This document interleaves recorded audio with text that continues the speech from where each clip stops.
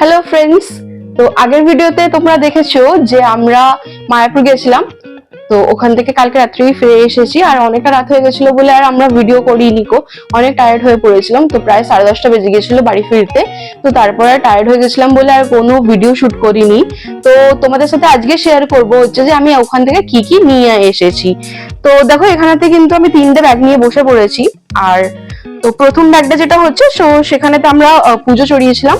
তো ওখানেতে পুজোতে দিয়ে দিয়েছিল একটা শসা, লেবু, কলা, আর একটা মৌসম্বি লেবু, আর দিয়ে দিয়েছে হচ্ছে আম। আর এখানেতে আছে কিছু ঠাকুরের ফুল। ঠিক আছে, তো এই হচ্ছে ঠাকুরের প্রসাদ। এগুলো আমি মাটিতেই রাখলাম, জায়গা ছিল না বলে। তো এইটা হচ্ছে পুজো, ওখানেতে আমরা পুজো চড়িয়েছিলাম। তো ওখানে না এখন সিস্টেমটাও কিন্তু পাল্টে দিয়েছে, জানো তো।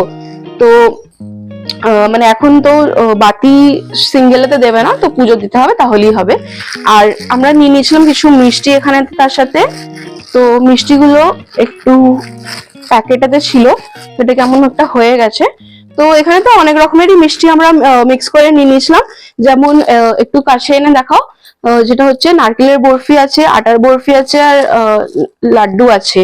তো এগুলো হচ্ছে মিষ্টি কিছু নিয়ে নিয়েছিলাম। আর তার সাথে নিয়ে নিয়েছিলাম হচ্ছে আমরা এরকম একটা খাজার প্যাকেট। তো আমরা মিষ্টি যেহেতু বেশি খাই না, তো আমরা অল্প করেই মিষ্টি নিয়েছি। আর বাড়িতে মানে আমার শ্বশুর শাশুড়ির সুগার আছে, তো ওরাও মিষ্টি একদমই খায় না। তো আমরা অল্প করেই জাস্ট একটু ঠাকুরের প্রসাদের জন্য নিয়েছিলাম। আর নিয়েছিলাম এই খাজার প্যাকেটটা। তো এই খাজাটা খুব ভালো লাগে খেতে। তো ইসকনের ভেতর থেকেই কিন্তু আমরা এটা নিয়েছিলাম।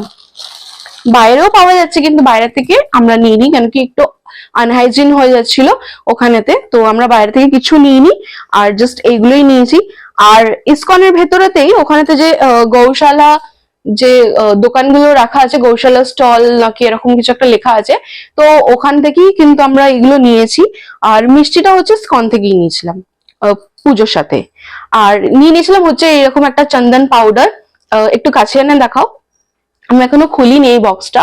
তো দেখো, এটা চন্দন পাউডার হচ্ছে। তো এটা না ওখানে ঠাকুরের জন্য ইউজ করা হয়, মেইনলি ঠাকুরের পুজোর কাজেতেই ইউজ করা হয়। তো এটা আমি ওনাকে যখন জিজ্ঞাসা করলাম, আমি ভাবছিলাম হয়তো এটা চন্দনের টিপ পরার জন্য যেগুলো হয় এগুলো ওটা, কিন্তু এটা ওটা নয়। এটা তোমরা ফেস প্যাক হিসেবেও লাগাতে পারো, আর ঠাকুরের যে বিভিন্ন কাজের জন্য, এটা ঠাকুরকে চড়ানোর জন্য তোমরা ইউজ করতে পারো। বাট আমার চন্দন পাউডারটা ভালো লাগে। আর এটা কিন্তু লেখা আছে 100% পিওর অ্যান্ড ন্যাচারাল। তো ওখানেতে যেহেতু ন্যাচারাল জিনিস পাওয়া যায়, তো আমি ভাবলাম যে এই গরমের মধ্যে একটু যদি চন্দন পাউডারটা ইউজ করা যায়, তো আমার মনে হয় খুব ভালো হবে। এটা স্কিনকে অনেকটা রিল্যাক্স করে, তো খুব ঠান্ডা হয় বেশ চন্দন পাউডারটা। তো আমার খুব ভালো লাগে চন্দন পাউডার, তো আমি ছোট থেকেই ইউজ করি। তো এই জন্য এটা একটা কিনলাম। আর কিনেছি হচ্ছে কিছু ধূপ। ইসকনের যে ধূপগুলো হয় না, ওগুলো কিন্তু খুব ভালো লাগে আমার। আর ইসকনের ধূপের যে সেন্টটা ভীষণ ভালো লাগে। তো বেশ একটা মানে না, একটা ফিলিংসটা বেশ খুব সুন্দর আছে। আমি জানি না কেন আমার ইসকনের ধূপের সেন্টটা খুব ভালো লাগে। তো সেই কারণেতে এইটা একটা নিয়েছি, এই একটা ধূপ নিয়েছি। দেখো, এতে দাম লেখা হচ্ছে 180। তো এইটা একটা নিয়েছি, এই ধূপের প্যাকেট। তো এর মধ্যে বললো যে ওনারা 150টা স্টিক্স আছে। তো আমি জানি না এটাতে কতটা স্টিক্স বেরোবে। তো এইটা একটা নিয়েছি। আর তার সাথে হচ্ছে আরো 2 প্যাকেট আমরা ধূপ নিয়ে নিয়েছি।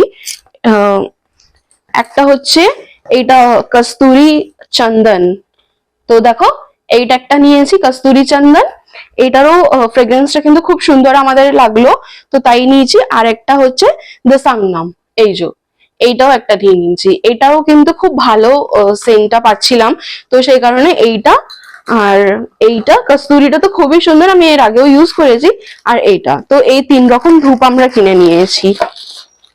তো আর তার সাথে সাথে আমি কিন্তু আর একটা নবদ্বীপ গেছি, যেহেতু নবদ্বীপের আর একটা স্পেশাল জিনিস তো আমাকে কিনতেই হতো। তো তাই দেখো, আমি নিয়ে নিচ্ছি হয়েছে নবদ্বীপের স্পেশাল লাল দই।